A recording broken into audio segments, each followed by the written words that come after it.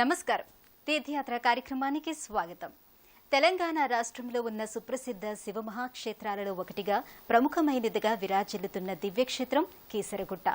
ఈ దివ్యక్షేత్రంలో పరమేశ్వరుడు 101 శివలింగాల రూపంలో దర్శనమిచ్చే అపూర్వ గుట్ట ఈ క్షేత్రం. సాక్షాత్తు శ్రీరాముడే ప్రతిష్ఠించిన శివలింగం ఇదే గుట్టపై ఉండటం పరమ విశేషం. అందుకే ఇక్కడి శివుణ్ణి రామలింగేశ్వర అంటారు. అటువంటి శ్రీ రామలింగేశ్వర స్వామివారు కొలువై భక్తుల చేత నిత్య నీరాజనాలు అందుకుంటున్న కీసరగుట్ట పరమ పవిత్ర క్షేత్రం. మహిమాన్వితమైన కీసర శ్రీ రామలింగేశ్వర స్వామివారి ఆలయ విశేషాలను నేటి తీర్థయాత్రలో వీక్షిద్దాం.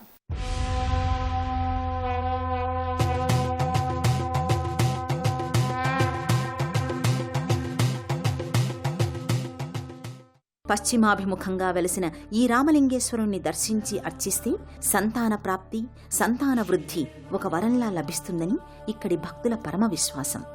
నిండైన పానవట్టం, పంచలోహ కవచయుక్తంగా ఉన్న పానవట్టంపై గుండ్రటి శివలింగం, పసుపు, చందనం, కుంకుమ లేపనాలు అలదుకుని బహు అందంగా ఉంటుంది. ఈ గర్భాలయానికి ఎదురుగా తన స్వామికి జరిగే సేవలన్నింటినీ పర్యవేక్షిస్తున్నట్లుండే నందీశ్వరుడు నల్లని శిలారూపుడై ఉంటాడు. శివదర్శనానికి నంది అనుమతితో పాటు ద్వారపాలకుల వలె ఉన్న శృంగి భృంగిల అనుమతి కూడా తీసుకున్న భక్తులు ఆ నందీశ్వరుని శృంగముల మధ్య నుంచి రామలింగేశ్వరయ్యను దర్శించుకుంటారు. శివభృత్యుడైన నందీశ్వరుడు కూడా ఈ ఆలయ ఆవరణలో వివిధ రాతినందుల రూపంలో బహునందులుగా శిల్పీకృతమై ఉంటాడు. గర్భాలయ రామలింగేశ్వరానికి ఎదురుగా నంది రజతలోహంతో, బయట ఉన్న ముఖమంటపంలో రాతి శిల్పిత నందిగా ప్రతిష్ఠితుడై ఉంటాడు. భక్తజనం ఎంతో నిష్టగా ఆ రామలింగేశ్వర లింగానికి, నందులకు పూజాధికాలు నిర్వహించుకుని ధన్యత నొందుతారు. ఈ కీసరగుట్ట రామలింగేశ్వర స్వామి వారిని ఇలా పశ్చిమాభిముఖంగా దర్శనం పొందటం తమ భాగ్యమని ఎంతో విశేషంగా భక్తులు చెబుతారు. ఇదే ఆలయం మహాశివరాత్రి పర్వదినాన లింగోద్భవ శివదర్శనానికి పోటెత్తిన జనసంద్రంతో కిటకిటలాడిపోతుంది. కార్తీక మాస దీపారాధనలకు తెలంగాణ అంతటికీ విశేషమైన ఆలయంగా ఈ ఆలయాన్నే చెబుతారు. కీసరగుట్ట ప్రకృతి అందాల నడుమ అల్లరారుతున్న దివ్యక్షేత్రం. ఈ గుట్టపైన శ్రీ రామలింగేశ్వర స్వామి ఆలయానికి కొన్ని వందల సంవత్సరాల నాటి చరిత్ర ఉంది.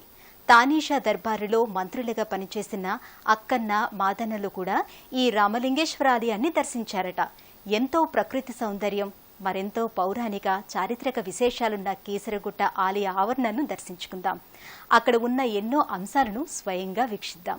హైదరాబాద్ మహానగరానికి కొద్ది దూరంలో ఉన్న కీసరగుట్ట ఎంతో పురాణ ప్రశస్తి చెందినది. అంతకుమించి ఎంతో చరిత్రాత్మకమైనది. తమ వనవిహారంలో భాగంగా ఈ ప్రాంతానికి ఆంజనేయునితో సహా వచ్చిన సీత, శ్రీరాముల వారికి ఈ ప్రాంతం నచ్చి ఇక్కడే విడిది చేశారట. ఇక్కడే శివలింగాన్ని ప్రతిష్ఠించాలనుకున్నారట. మునీశ్వరులు ఓ ముహూర్తం నిశ్చయించగా ఆ ముహూర్త సమయంలోపుగా కాశీ నుంచి శివలింగాన్ని తీసుకురావాలని ఆంజనేయునికి చెప్పారు శ్రీరాముల వారు. ఆంజనేయ స్వామి ముహూర్త సమయం లోపల రాలేకపోవడంతో శ్రీరాముల వారి ప్రార్థనతో ప్రత్యక్షమైన శివుని లింగరూపాన్ని ప్రతిష్ఠింపచేశారు.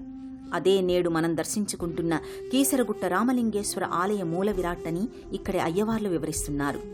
రామప్రతిష్ఠ అయిన తరువాత కాశీ నుంచి శివలింగాన్ని తీసుకువచ్చిన ఆంజనేయ స్వామి తన శ్రమ అంతా వృధా అయిందని ఆక్రోశంతో తన తోకతో ఆ శివలింగాన్ని గిరవాటేశారట. అది 101 లింగాలుగా వేర్వేరు చోట్ల ఇదే గుట్టపై పడి ప్రతిష్ఠితమైపోయిందట. రాములవారు అనునయించి, నీ శ్రమ వృధా కాదు ఆంజనేయ, నీ ప్రతిష్ఠిత 101 శివలింగాలతో ఈ గుట్ట కేసరి గుట్టగా వెలుగొందుతుంది అని వరమిచ్చారట. ఆనాటి నుండి కేసరిగుట్టగా నేటి కీసరగుట్టగా విరాజిల్లుతోంది. అదిగో అవే ఆంజనేయ వాలంతో విసరగా 101 శివలింగాలుగా గుట్టంతా ప్రతిష్ఠితమైన శివలింగాలలో కొన్ని శివలింగాలు నేటికీ కనిపిస్తున్నాయి. రామలింగేశ్వర స్వామి మూల విరాట్టున్న గర్భాలయానికి ఎడమవైపున ఉన్న ఈ మందిరంలోని మారుతి కాశీ విశ్వేశ్వరాలయంలోని శివలింగం కాశీ నుంచి ఆంజనేయ స్వామి తీసుకువచ్చిన 101 శివలింగాలలో ఒకటి. ఈ పౌరాణిక విశేషంతో ఈ గుట్ట ఎంతో మహిమాన్వితమై వెలసిల్లుతోంది.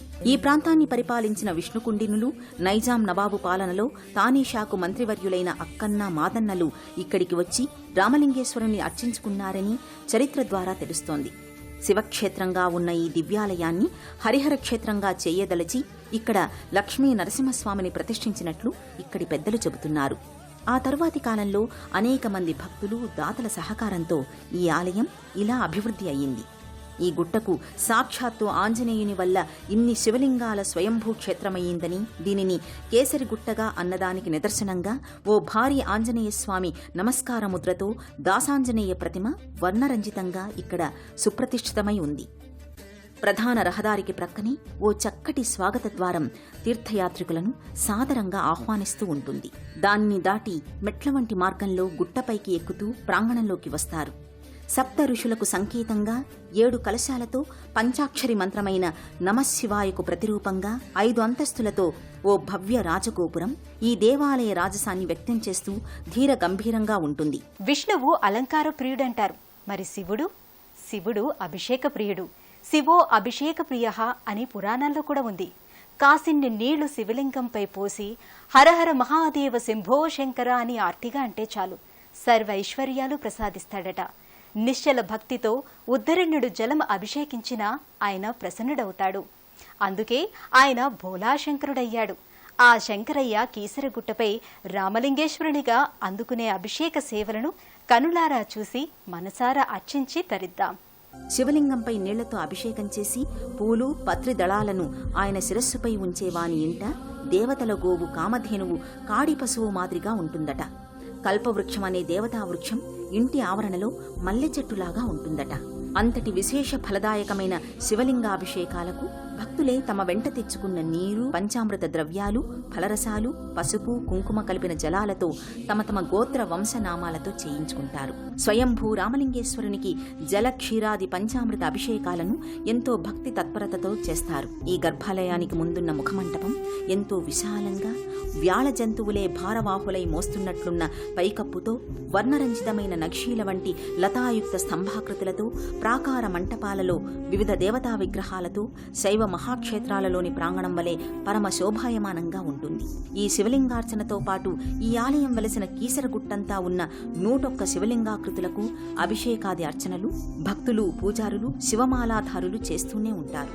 ఈ కీసరగుట్ట దేవస్థానం శివ పంచాయతన ఆలయం అని కూడా అంటారు. ఇక్కడ ఏ 5 దేవతలు పంచాయతన దేవుళ్లుగా పూజలు అందుకుంటున్నారో చూద్దాం. ఇదే ఆలయ ప్రాంగణంలో ఉన్న ఆ పంచాయతన దేవతల ఉపమందిరాలను దర్శించుకుందాం. ఆయా ఉపమందిర దేవతలను అర్చించి పుణ్యార్థులమై తరిద్దాం. ప్రధాన దేవాలయ మూల విరాట్టుకి అర్చనాభిషేకాది క్రతువులు పూర్తయ్యాక భక్తులు ఇదే ఆలయ ప్రాంగణంలో కొలువైన ఉపాలయ మందిరాల దర్శనం కూడా చేసుకుంటారు. అయ్యవారిని సందర్శించి అమ్మవారిని కూడా సందర్శించకుండా ఉంటారా? ఇదే కోవెలలో అమ్మవారు భవానీమాతగా కొలువై ఉంది. అర్ధనారీశ్వరుని అర్థాంగి.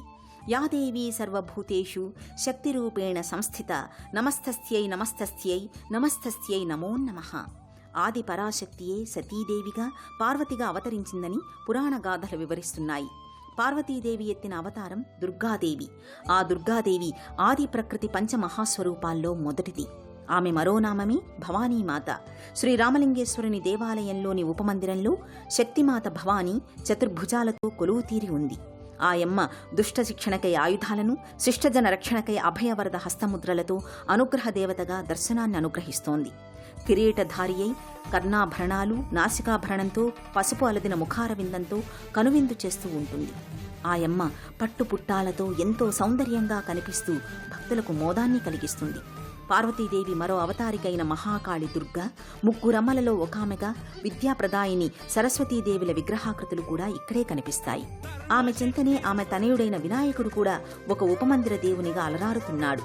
నునుపైన రాతి విగ్రహ రూపుడైన లంబోదరునిగా దర్శనమిస్తున్నాడు. వినాయక దర్శనం అర్చనం అయిన పిమ్మట శివ పంచాయతన మందిరానికి వెళ్లి అక్కడ ప్రతిష్ఠితమైన శివుడు, అంబిక, ఆదిత్యుడు, గణపతి, విష్ణుమూర్తి ఈ 5 దేవుళ్ల పంచాయతన దైవారాధన చేసుకుంటారు భక్తులు. గర్భాలయానికి ఎడమవైపున కాశీ విశ్వేశ్వరస్వామి వారి మరో మందిరం ఉంటుంది. ఇందులోని శివలింగం శ్రీరాముని ఆదేశంతో కాశీ నుంచి తీసుకువచ్చిన 101 శివలింగాలలో ఒకటి కావటం చేత ఈ శివుడు మారుతి కాశీ విశ్వేశ్వరుడు అని పేరుగాంచాడు. ఆ కాశీ విశ్వేశ్వరునికి కూడా అభిషేకాది అర్చనలు భక్తులు ఎంతో భక్తిగా చేస్తారు. ఆ పక్కనే ఉన్న నాగదేవతా మందిరానికి వెళతారు. ఒక వల్మీకం వంటి శిల్పాకృతియే విమాన శిఖరంగా అమరిన ఈ మందిరంలో జంటనాగ ఏకరాతి ప్రతిమలు, పంచపడగల నాగేంద్రస్వామి ప్రతిమ, నాగదేవత ప్రతిమ ఉంటాయి. భక్తుల పూజలందుకుంటూ ఉంటాయి. భక్తులు తమకు ప్రాప్తించిన నాగదోషాదులను నివారించే పూజలు ఇక్కడ నిర్వహించుకుంటారు. ఇదే ఆలయ ఆవరణలో శ్రీ సీతారామ లక్ష్మణులు, ఆంజనేయ స్వామి భారీ విగ్రహమే కాక చిరు విగ్రహ మందిరం, లక్ష్మీనారాయణ స్వామి, శ్రీ మహాలక్ష్మీదేవి ఉపమందిర దేవుళ్లుగా నెలకొని ఉన్నారు. వారిని కూడా దర్శించి అర్చించుకుందాం. ఇదే ఆవరణలో అక్కన్న మాదన్నలచే ప్రతిష్ఠితమైన శ్రీ లక్ష్మీ నరసింహస్వామి వారి మూల విరాటుతో వెలుగులేనుతున్న ఉపమందిరమిది. మకరధ్వజుని తోరణం కింద శంఖచక్రయుతంగా నారసింహుడు తేజో విరాజితమై ఉంటాడు. స్వామివారి వామ అంకంపై విష్ణుసతి లక్ష్మీదేవి కూడా ఉండడంచే ఈ స్వామి లక్ష్మీ నారసింహస్వామిగా భక్తులచే కొలుపులందుకుంటున్నాడు. ఈ శివలింగేశ్వరుడు శ్రీరామ ప్రతిష్ఠితుడై రామలింగేశ్వరుడు అనిపించుకున్నాడు కదా. అందుకేనేమో ఈ మందిర ఆవరణలో తన సతి సీతాదేవి, అనుంగు సహోదరుడు లక్ష్మణుడు, తన బంటు ఆంజనేయ సహితంగా శ్రీ సీతారామ లక్ష్మణ ఆంజనేయ స్వామిగా చూడచక్కని విగ్రహ సముదాయం ఈ ఉపమందిరంలో భక్తుల సందర్శనార్థమై ఉంది.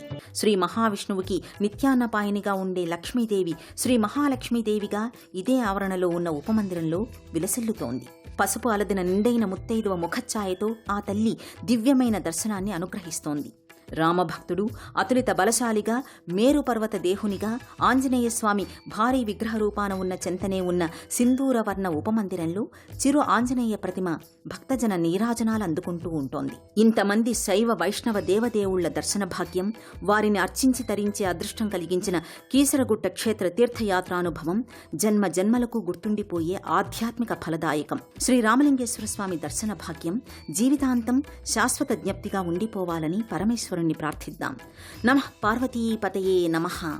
ఓం నమో నారాయణాయ. కేసరి నందునుని పేరిట విరాజిల్లుతున్న కీసరగుట్టపై వెలిసి నిలిచి కొలుపులందుకుంటున్న శ్రీ రామలింగేశ్వర స్వామి వారి దర్శనం సకల శుభశివంకరం. ఆశ్రిత జన రక్షకుడిగా, ఆది దేవుడిగా పూజలందుకుంటున్న ఆ స్వామి కరుణా కటాక్ష వీక్షణాలు మనందరమే సదా ఉండాలని కోరుకుందాం. రామలింగేశ్వరునితో పాటు కొలువైన నరసింహ, సీతారామచంద్ర ఆంజనేయ స్వామిల అనుగ్రహం కూడా మనపై ఉండాలని ఆశిద్దాం.